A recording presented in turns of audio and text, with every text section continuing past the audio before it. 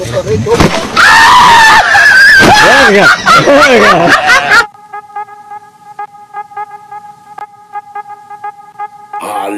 CS-CS-ku, bertemu lagi dengan manusia Madesu di Easy Film. Baiklah, berikut ini gua akan meringkas perjalanan hidup seorang rapper bernama J. Cole.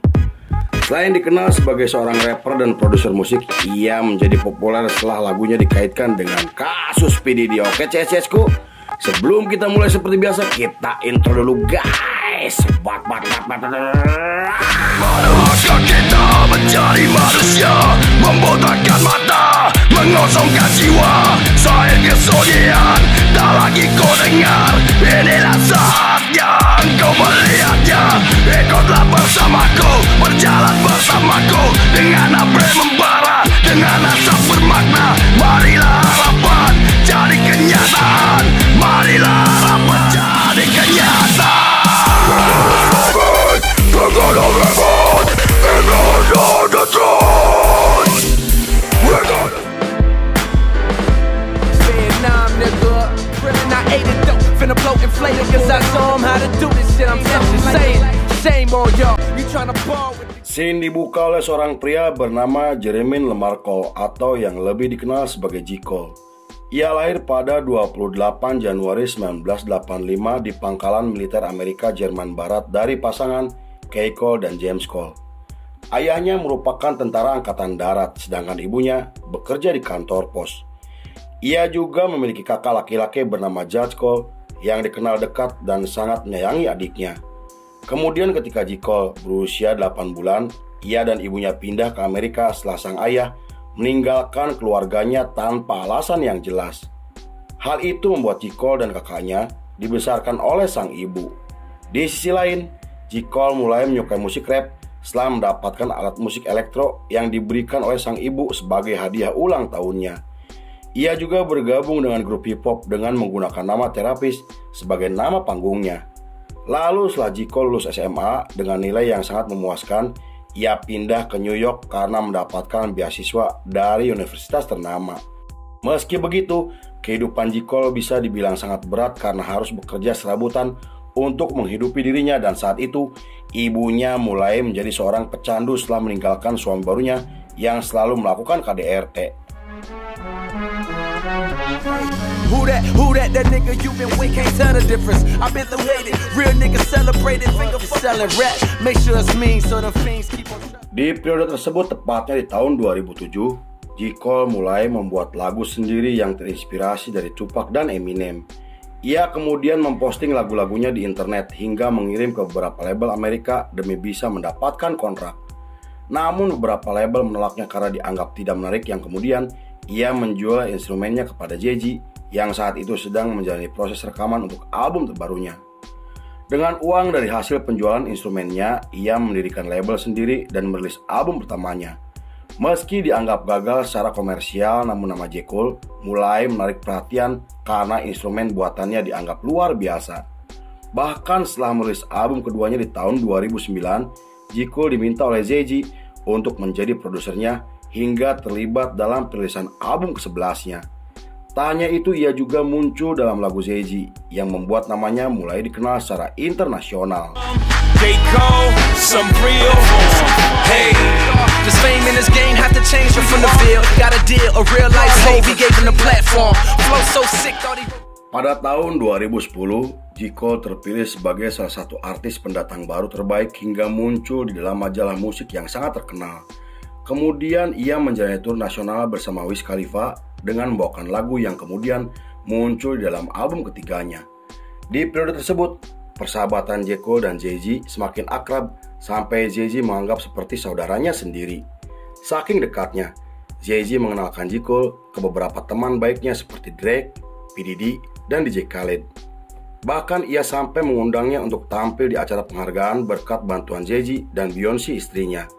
Meski begitu, hubungannya dengan P. Diddy tidak begitu baik karena J. Cole tidak menyukai sikap dan karakter P. Diddy. Konon ia sempat terlibat pertengkaran dengan P. Diddy karena menolak hadir di dalam pesta yang diselenggarakan oleh Diddy di villa pribadinya. Pada tahun 2011, ia dihubungi oleh seorang rapper bernama Kendrick Lamar untuk memproduksi album terbarunya. Ia juga mulai berteman dengan Kanye West setelah dikenalkan oleh Kendrick ketika mereka bertemu di klub malam. Dalam pertemuan tersebut, J. Cole mengatakan jika ia ingin merilis full album pertamanya namun ia takut gagal seperti album sebelumnya. Lalu setelah mendapatkan dorongan dari Kendrick dan Kanye West, ia akhirnya resmi merilis full album pertamanya dengan menampilkan lagu kolaborasi bersama seorang rapper wanita. Tak disangka album tersebut menempati posisi 1 di tangga album Billboard hingga mendapatkan status emas hanya dalam waktu 1 minggu. Tak hanya itu, ia juga berhasil memenangkan penghargaan Grammy untuk pertama kalinya sebagai musisi rap pendatang baru terbaik.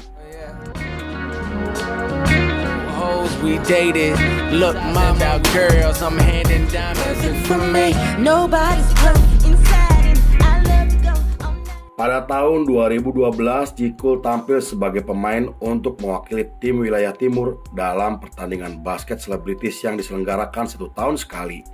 Saat diwawancara, J. Cole mengatakan jika ia dan Kendrick sedang mengerjakan proyek bersama dan menjadi produser untuk album Kendrick hingga menggelar tur bersama selama 2 minggu. Lalu setelah J. Cole merilis album ketiganya di tahun 2013, ia datang ke acara penghargaan MTV bersama Kendrick dan rombongannya. Namun, di sana ia bertemu dengan Diddy dan terlibat pertengkaran karena sebelumnya Diddy telah menghina instrumen buatannya. P. Diddy juga menghina lagu milik Kendrick karena menampilkan lirik yang menyebut jika Kendrick sebagai King of New York. Pertengkaran tersebut kemudian berubah menjadi perkelahian hebat setelah Diddy menyiram minuman ke meja yang diduduki oleh J. Cole dan Kendrick. Namun beberapa bulan setelah insiden tersebut, J. Cole dan P. Diddy muncul di dalam video dengan mengatakan jika perkelahian yang terjadi hanyalah bercanda. Meski begitu, banyak orang menganggap jika J. Cole telah diintimidasi oleh Diddy karena Diddy dikenal sebagai orang yang berpengaruh dan memiliki koneksi dengan pihak pemerintahan.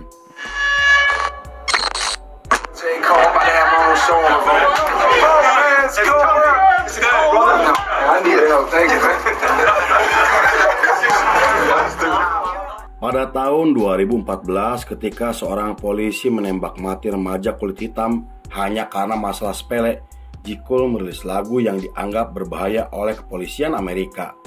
Selain membahas penembakan tersebut, J. Cole juga mengajak masyarakat untuk melakukan aksi demo yang kemudian menimbulkan kerusuhan besar. Saat itu ia mendesak pemerintahan untuk menghukum oknum polisi jika tidak ingin masyarakat membuat kerusuhan yang lebih besar. Tetapi karena dinilai terlalu lantang, J. Cole akhirnya ditangkap oleh kepolisian atas tuduhan telah menghasut para demonstran. Meski begitu, J. Cole akhirnya kembali dibebaskan setelah Jay-Z mendatangkan 5 pengacara untuk membelanya. Beberapa bulan setelah merilis album terbarunya, ia menikahi pacarnya bernama Melissa setelah menjalin hubungan selama 3 tahun. Namun ketika J. Cole sedang menggelar tur di tahun 2015, ia menerima kabar jika rumah masa kecilnya telah dijual oleh sang kakak karena terlilit masalah hutang. J. Cole kemudian membeli kembali rumahnya hingga melunasi hutang kakaknya dan meminta agar sang ibu berhenti bekerja karena ia akan menjamin semua kebutuhan hidupnya. Di periode tersebut, J. Cole mulai membangun citranya sebagai pengusaha dengan mendirikan perusahaan bersama teman-temannya.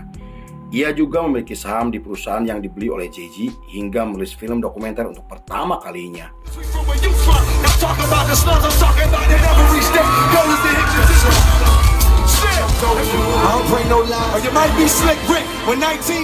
Pada tahun 2016, J. Cole berhasil memenangkan penghargaan Grammy setelah muncul di dalam lagu milik DJ Khaled.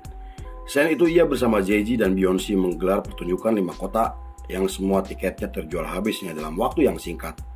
Namun ketika J. Cole kembali merilis film dokumenter dan 2 lagu barunya, ia dikecam oleh komunitas hip hop di Amerika karena 2 lagu tersebut diduga ditunjukkan untuk menghina dan menyerang beberapa rapper lainnya seperti Lil Yachty, Well, dan Lil Uzi Vert.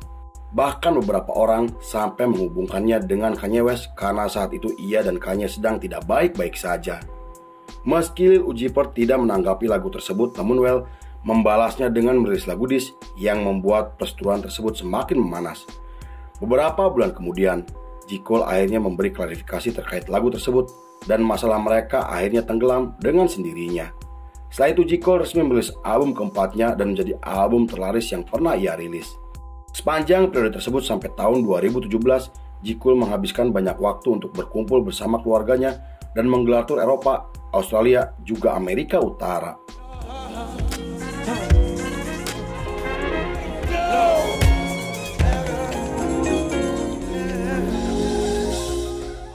Pada tahun 2018, seorang rapper bernama Lil Pump merilis lagu berjudul Fuck J. Cole yang menimbulkan kegaduhan di komunitas hip hop Amerika.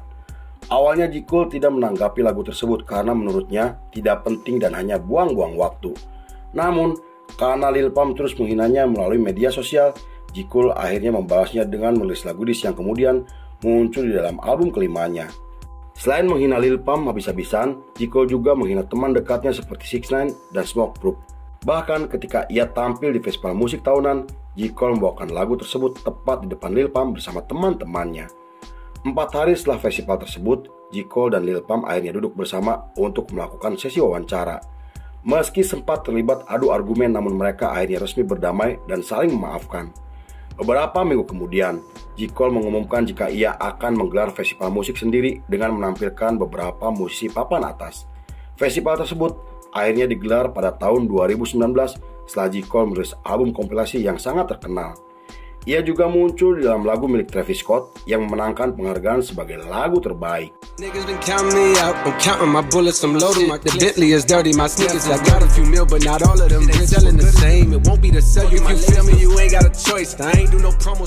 Pada tahun 2020, J. Cole menjalin kerjasama dengan perusahaan Puma untuk merilis sepatu kolaborasi pertamanya. Sepatu tersebut kemudian digunakan oleh J. Cole dalam pertandingan bola basket yang membuat penjualannya semakin meningkat. Kemudian ketika pria kulit hitam bernama George Floyd meninggal oleh polisi, masyarakat mulai melakukan aksi demo yang membuat situasi Amerika semakin mencekam. Karena hal itu, para selebritis menyerukan gerakan anti-rasis yang kemudian menjadi viral ke seluruh dunia. Lalu di tengah aksi protes terkait meninggalnya George Floyd, seorang rapper wanita bernama No Name membuat postingan yang ditujukan untuk J. Cole dan Kendrick Lamar. Hal itu ia lakukan karena J. Cole dan Kendrick tidak melakukan apapun untuk mendukung atau membela kaumnya sendiri. J. Cole kemudian menanggapi postingan tersebut dengan merilis lagu yang menimbulkan kontroversi di komunitas hip hop Amerika. Beberapa musisi hip hop kemudian mengkritik tindakan J. Cole yang dianggap terlalu berlebihan. Bahkan, No Name sampai merilis lagu diss yang membuat J. Cole akhirnya meminta maaf melalui media sosialnya. Niggas be thinking I'm deep, intelligent, capitalist mad at these murder police.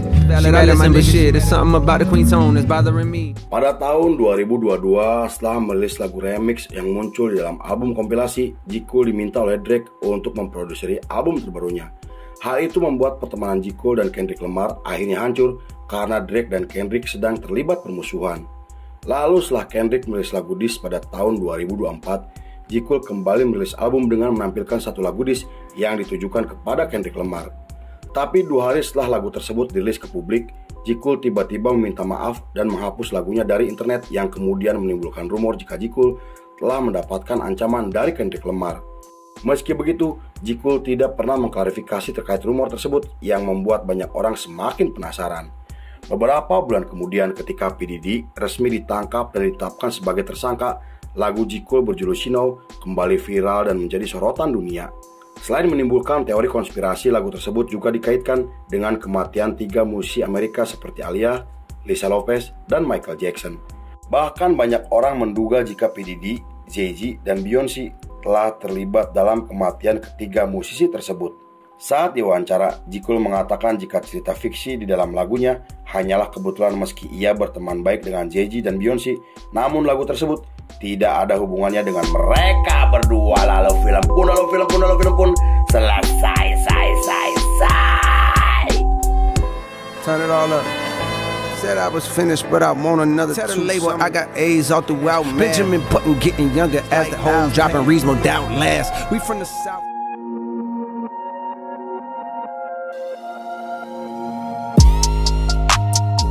Saya menyukai gagasan dan memiliki album yang dinikmati oleh semua orang.